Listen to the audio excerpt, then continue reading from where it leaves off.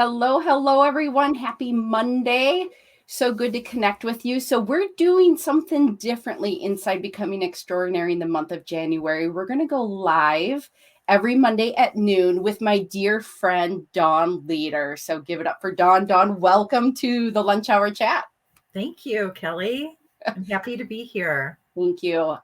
So Dawn and I are coming together to collaborate and to share with you our incredible journeys of 2021, which for us represented massive changes in our life to really realign or align with soul alignment, heart, soul, energy alignment. Is that fair to say, Dawn?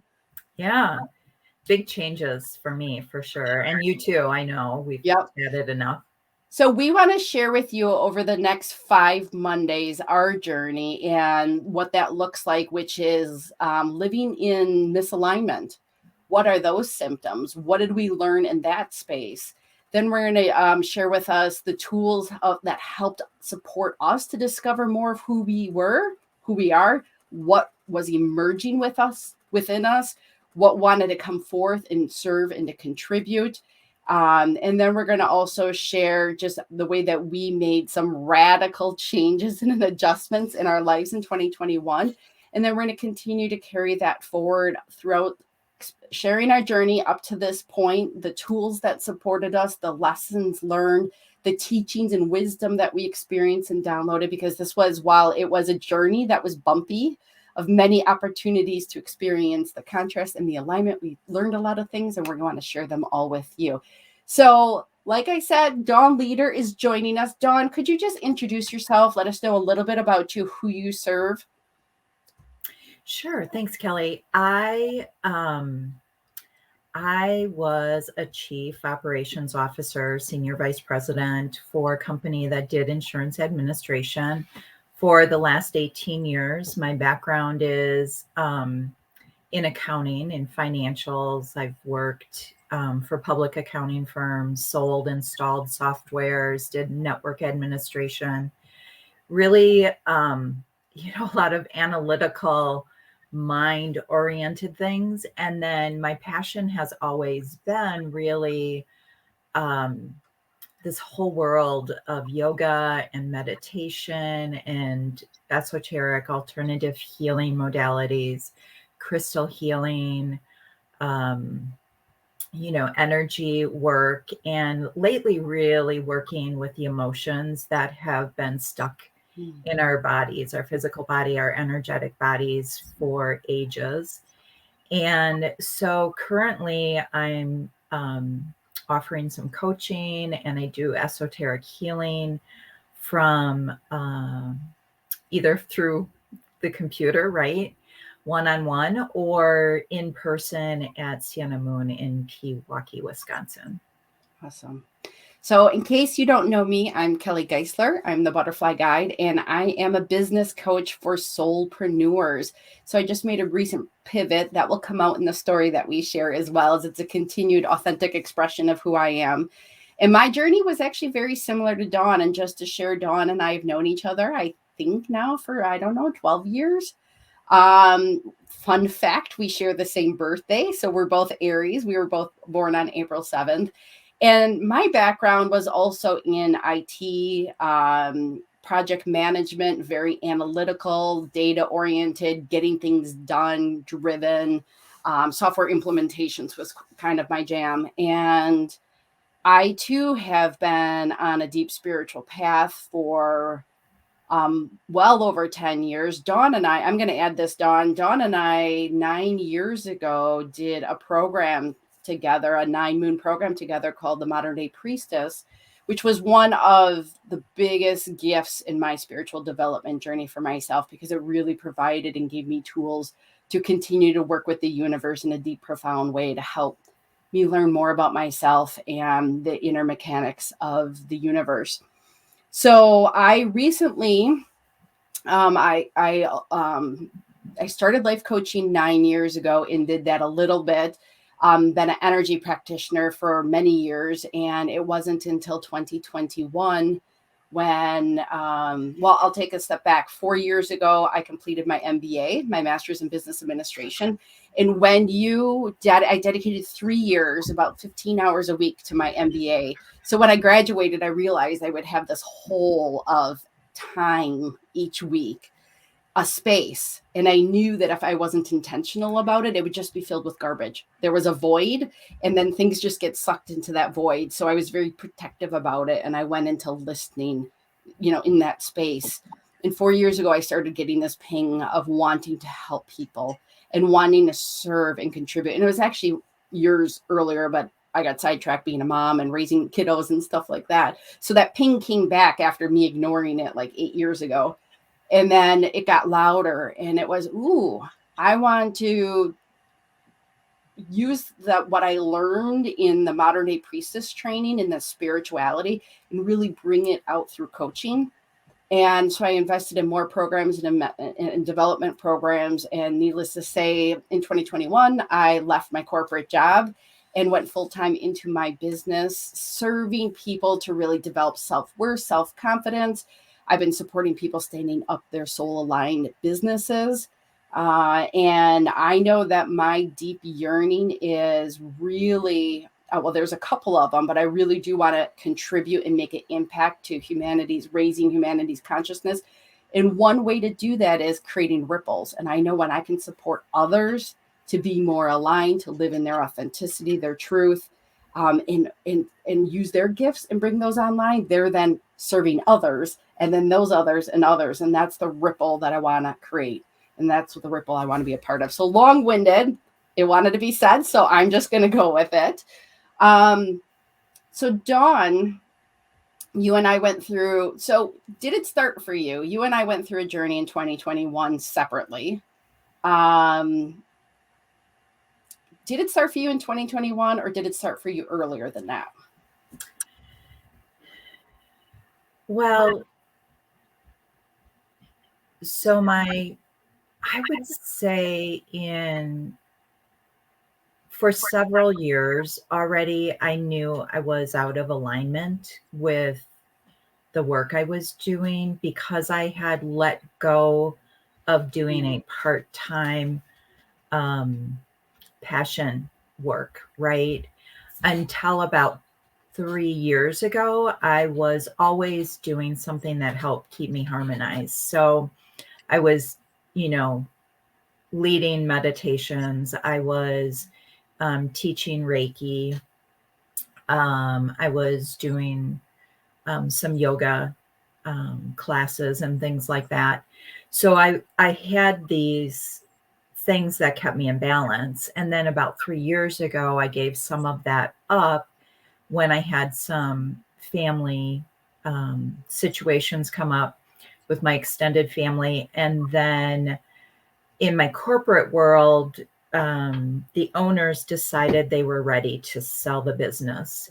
And so we went into a very long 3 years worth of long due diligence process, which a lot of it fell on my shoulders. And so that's really when I became very out of balance.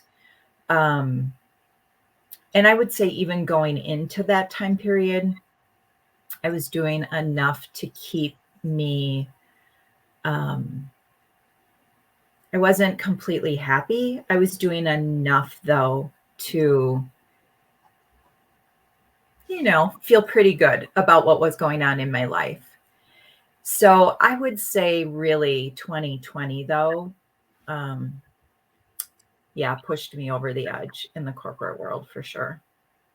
You reminded me kind of my earlier noticings too of when things were starting to shift for me. And I think my first one was me just feeling there was more to life, that there was more possibility than what I was experiencing. For me, it wasn't right to just go to work and execute.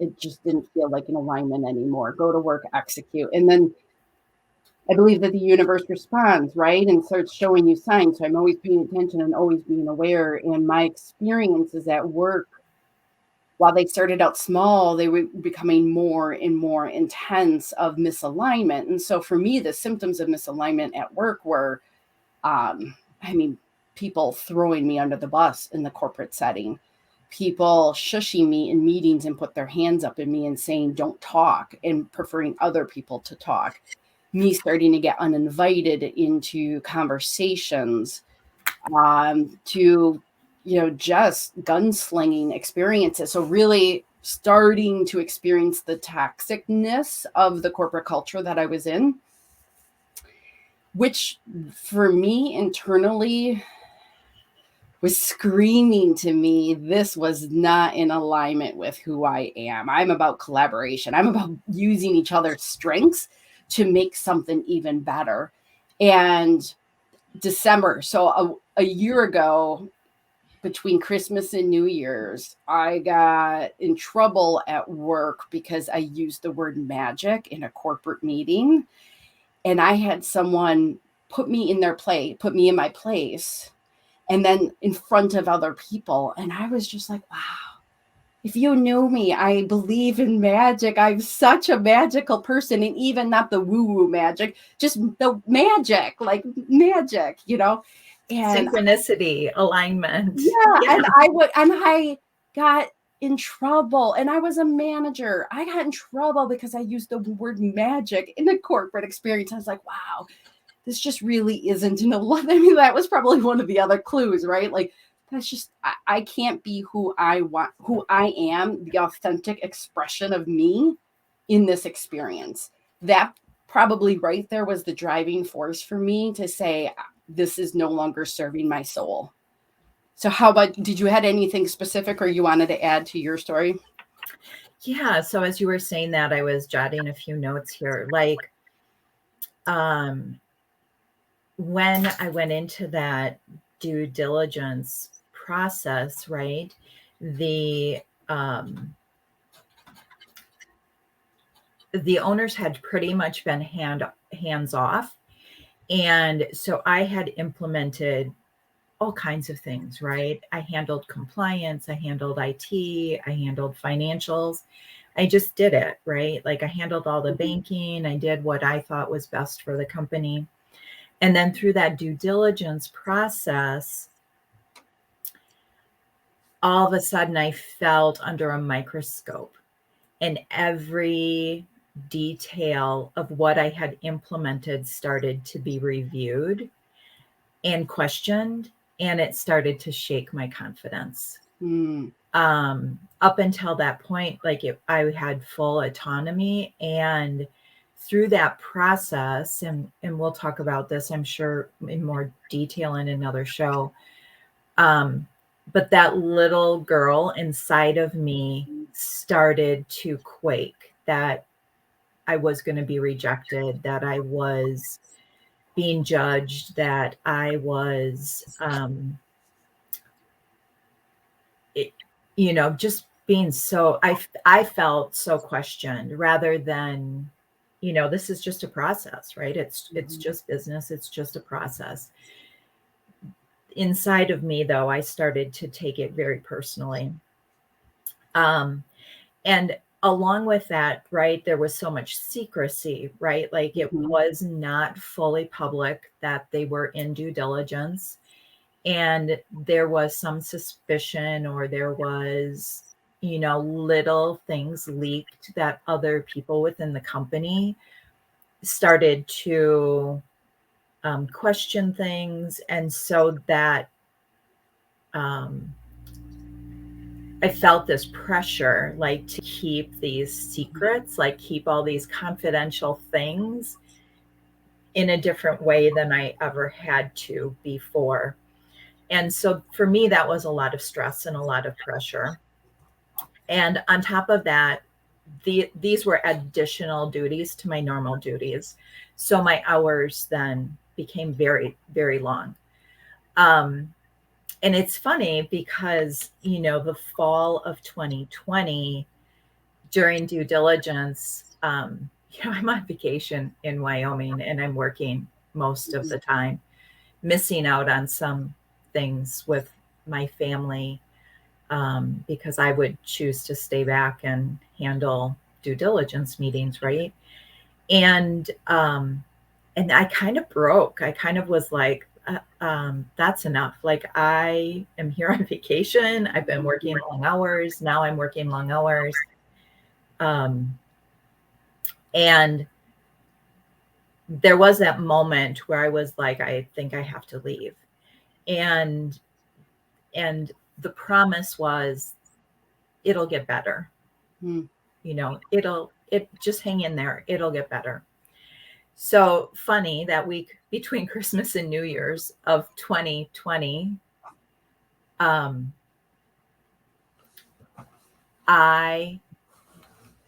we had to close the deal by December 31st. Mm.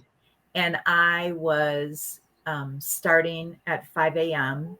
and finishing at midnight or 1 a.m. And that whole week. And you know, it was like, oh, we have to pay out these bonuses before the deal is done.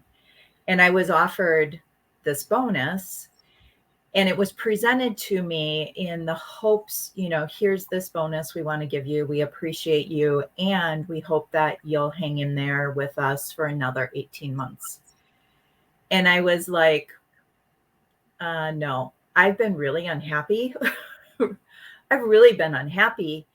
And I'm hoping that in a new company setting, I will be better aligned. I've been way out of alignment with you for a couple years, and I've been hanging in there with you.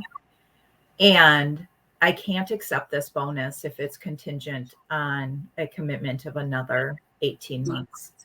And for me, it was a significant amount of money. And in that moment, though, I knew that it was not worth staying out of alignment any longer. And so those were my conversations that were happening that week between Christmas and New Year's. And, you know, my final thing on the 30th was, I deserve that money for all the work I've done for the last 3 years, not just this one deal, which the final deal we did really, you know, when I was in Wyoming, actually that deal fell through. And so we started like the fourth deal in October of 2020. And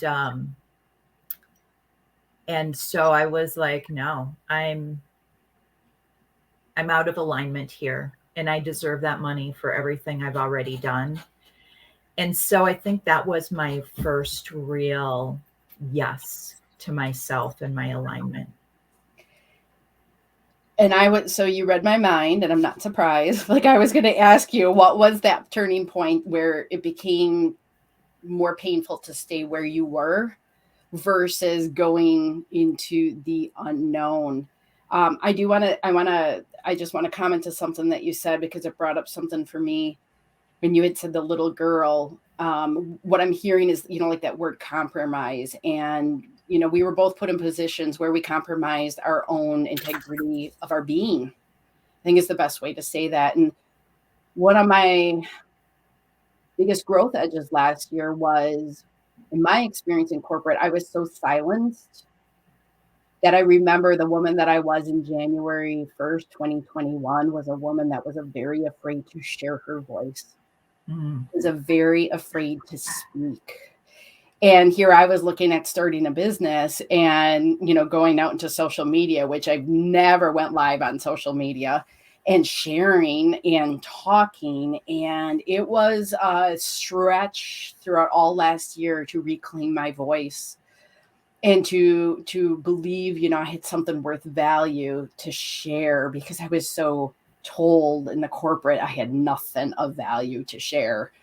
Or it was reinforced, you know, and to really step into, and then just trusting what I did know and what I did have to share was valuable. You know, that, like, my worth, it was reclaiming my worth was a big part of the inner conflict, the inner wound that I had to overcome last year, that I had to work with last year. And it was probably a 9-10 month experience for me.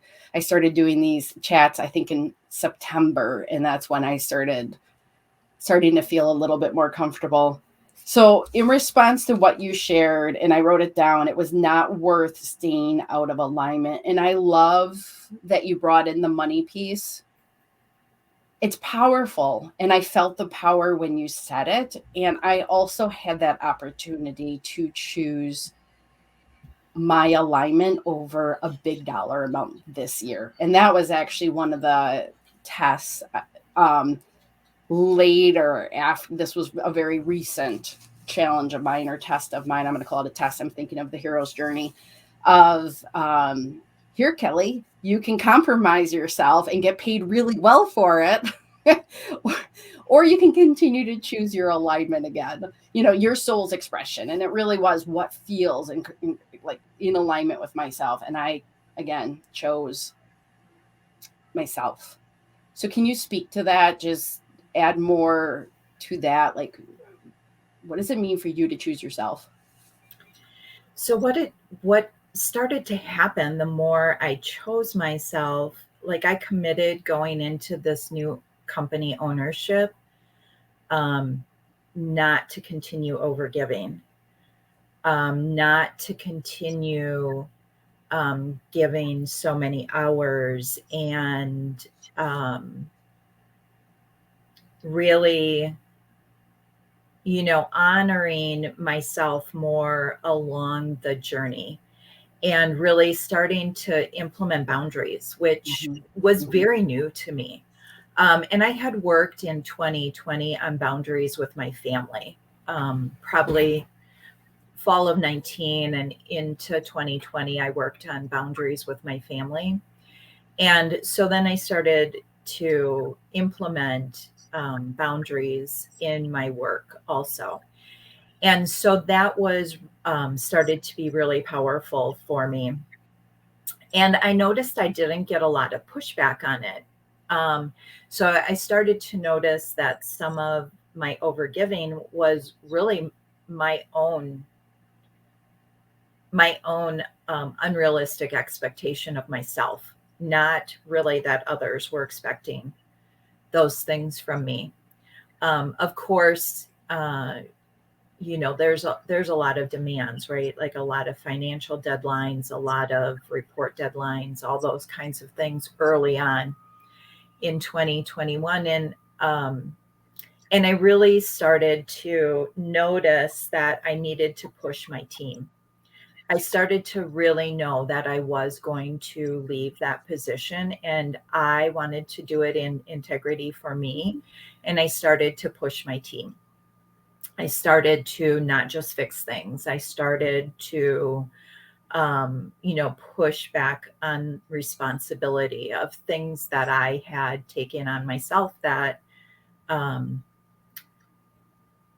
as a good mentor and leader to my team, I started to change, rather than always feeling completely responsible for Mhm. everything Mhm. myself, which was a big thing for me.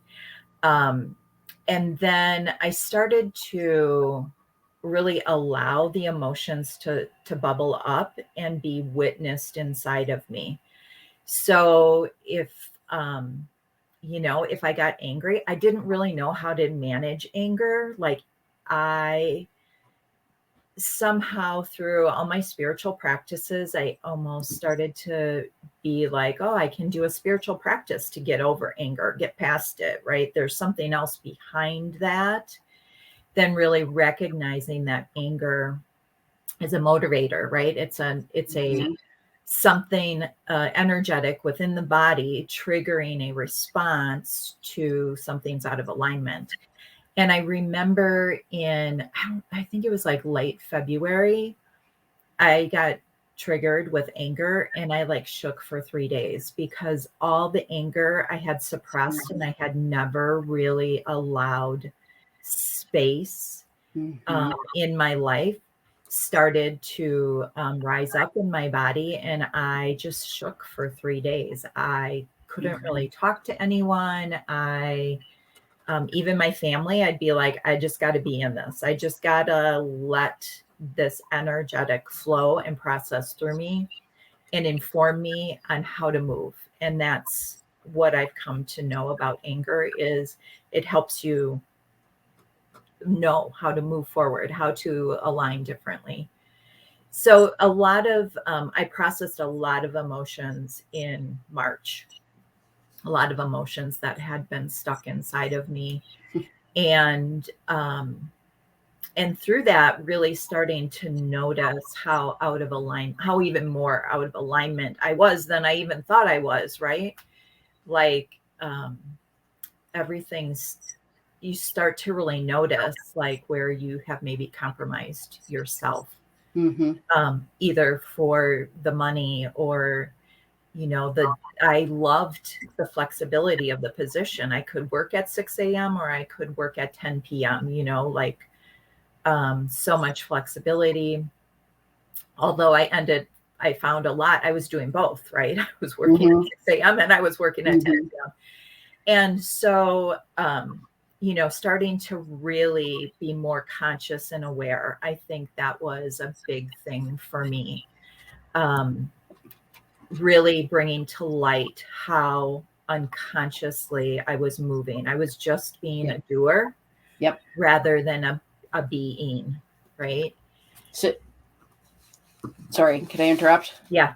You are hitting on something exactly what I want to reiterate, because I heard you say that you allowed space even for your feelings. So actually take a step back. The honesty with self, to really just saying, pausing for both of us to say, this isn't me. This doesn't feel good. And being honest. You and I both have responsibilities. We carry a lot of responsibilities for our family. And there's a lot of conversation we could have there.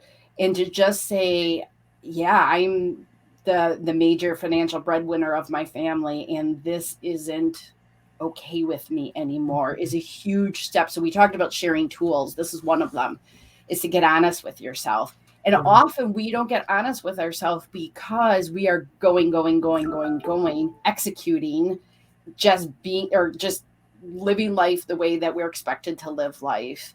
And one of the tools is to slow down and to really be present with yourself.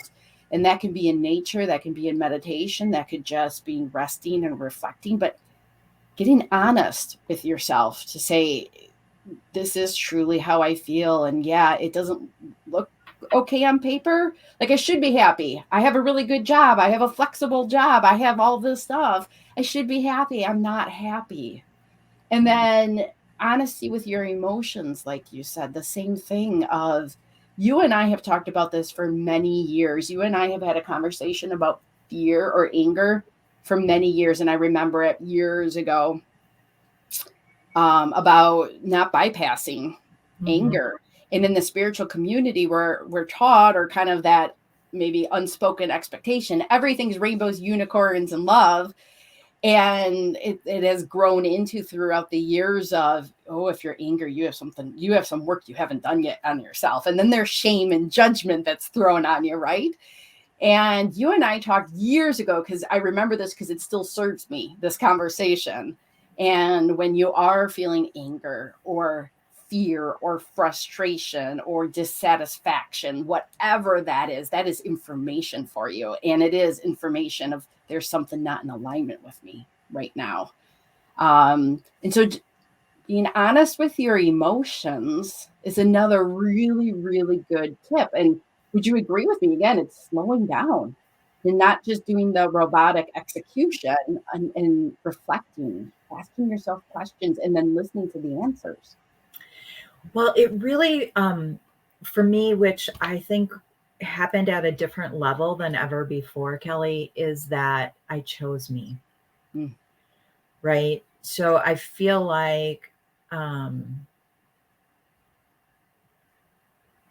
somewhere in probably the last 3 to 4 years, I had been overgiving to my family. And there were some things in my family life where I started putting them and it was their trauma and their situations, not what was really happening to me, putting them first. And then in 2021, I started to be like, I'm not okay. I'm not okay with who I am right now. This is not the truth of who I am. I'm not okay with the way I'm feeling. I'm not okay with the way I'm living my life. And so it was starting to choose me. And then, yeah, I agree. Like the whole bypassing. And what I found this year though was, or in 2021 was, there was a lot of old emotions not processed. So childhood emotions, right? Teenage emotions that had not been processed. And those were stuck in my body. And so as I started to allow myself to be more present with my current emotions, the emotions that were stuck started to rise up and inform me, right? Inform me more about patterns I was choosing and decisions I was making from that space. Yeah. Yeah. So the wisdom I think I want to share is, and when I heard you talking, I heard myself talking. There is responsibility, I'll say, maybe. When I said that I was silenced in corporate, I allowed myself to be silenced in corporate. And I want, to be clear on that I'm not a victim. It was an experience I chose to engage in and to own as myself. And then I was given more opportunity. And really, so this experience was a perfect gift served up by the universe to choose me. Right. And what it reminds me of is, I was reminded when you were sharing, when I went through my divorce 9 years ago, I remember being scared out of my mind with 4 young kids. I was a mom that hadn't worked in 9 years. My body had gone through the ringer because I just had a bunch of kids. I remember who would want me. And I had that same choice again of I wasn't thriving in my experience. And I know, I processed this so many times as well that I could explain it like 15 different ways what I was experiencing in different levels. But I kept remembering, like, who would want me? There was one person that wanted me, and it was me. Mm-hmm. And it was the same woman back in March. So it's funny how our stories are paralleling, where I was done. I chose me again. Mm-hmm. And I will continue to choose me. And so there was that. I think the lesson of this conversation is like the power of choosing yourself and the opportunities that the universe provides you to choose yourself. And with that opportunity that you went through, it was an invitation to go deeper with those unprocessed emotions. Right. Right. And that is really in, my little dog is back here. In March, I was guided to remember to be as kind and compassionate to myself as I was for everyone else. And so my self-talk started to change. Anytime I was very self-critical of myself, very driven to overachieve, and really felt, the more I gave, the more recognition and love I would receive, and I was not getting it. And the way that I kind of had an expectation in my head.